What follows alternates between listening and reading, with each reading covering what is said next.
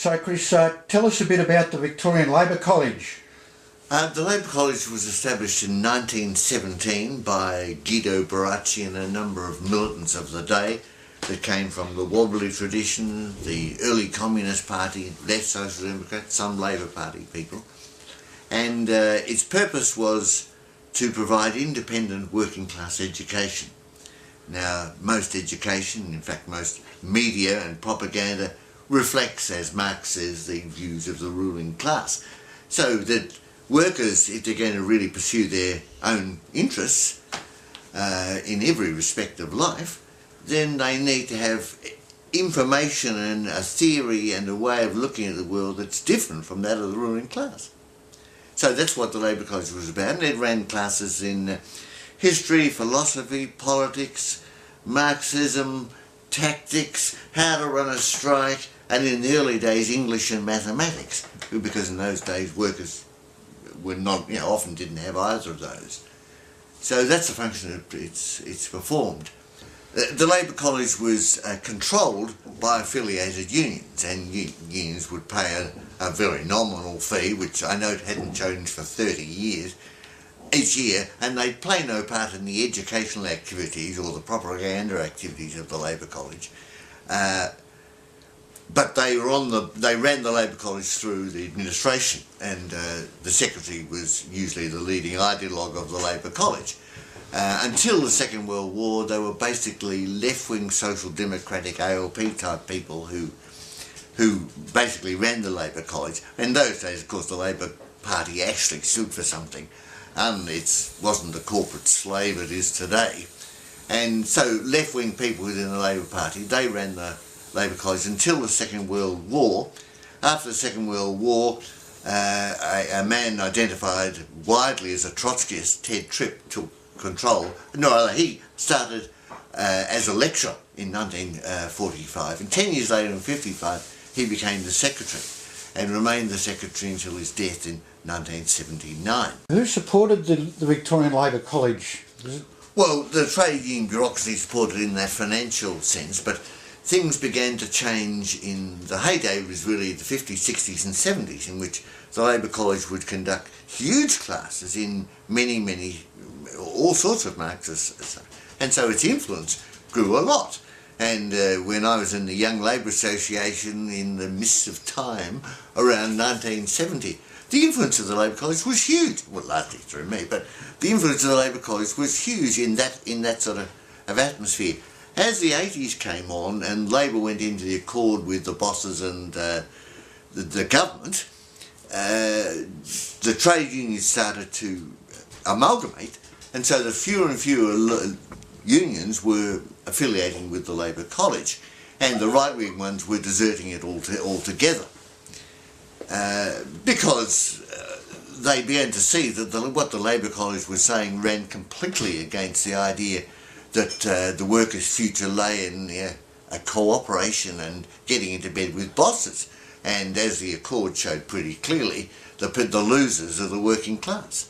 And trade union membership, as you know, went from something like 60% to 19%, and the workers lost 15% of the value of their real wages. And the Labor College was pointing at that, so it became inconvenient. And from about in the middle of the 80s to the 2000s, 4 attempts were made by the Trades Hall Council to evict the Labor College. All sorts of bullshit pretexts.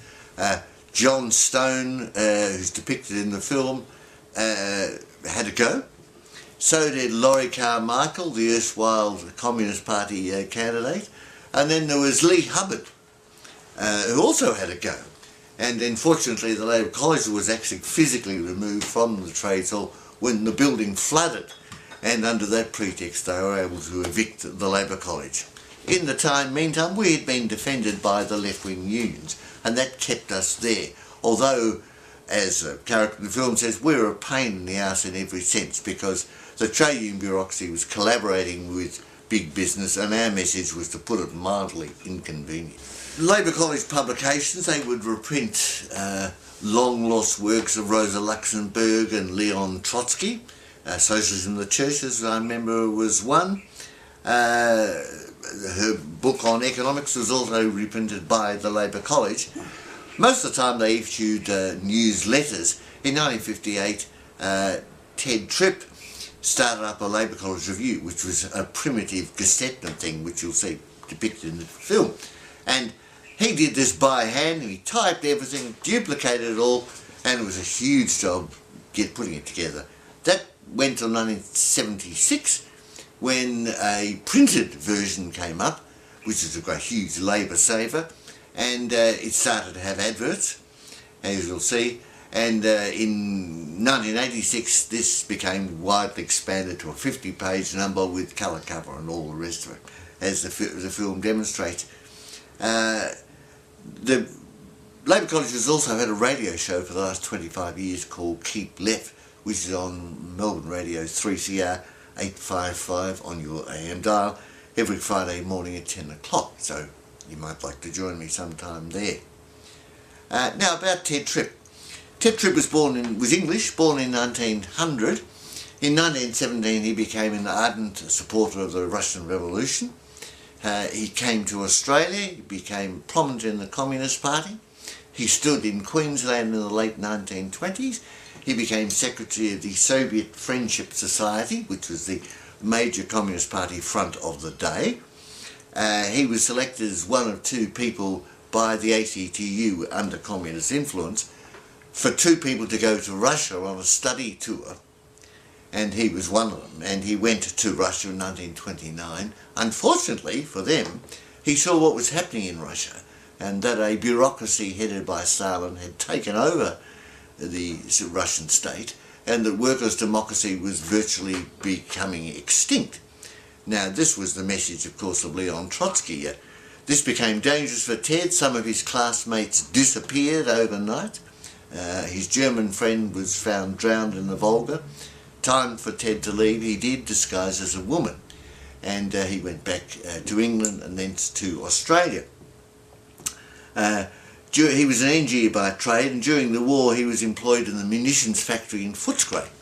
And against the Communist Party, once the Soviet Union came into the war, was anti-strike, but Ted thought workers' interests are independent of everything. And he waged the class war, and he led a strike. He led a strike there, and the Communist Party, in order to try and stop him, accused him of embezzling union funds. Now this was a false accusation, and so Ted challenged the then Communist Party that he would call a mass meeting of all the workers, and they would present evidence of Ted's embezzlement. Next week the Communist Party didn't show up. It was a nice try, but it failed. After the war, Ted joined the Labor College in 1945 as a tutor, and in 1955 became its secretary.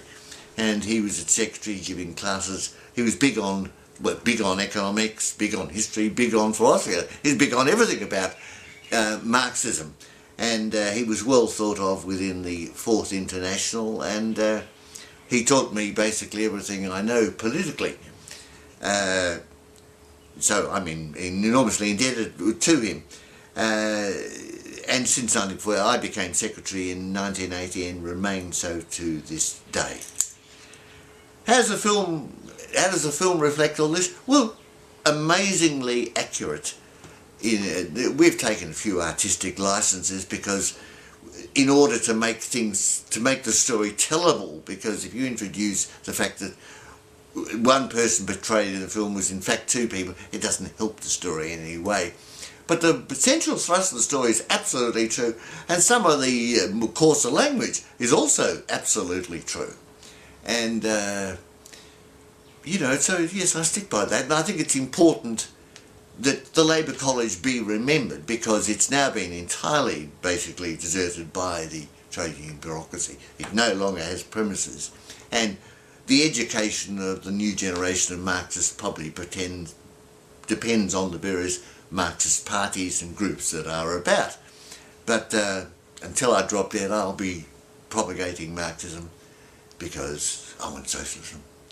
And I think hopefully people who watch this film also wish it as well.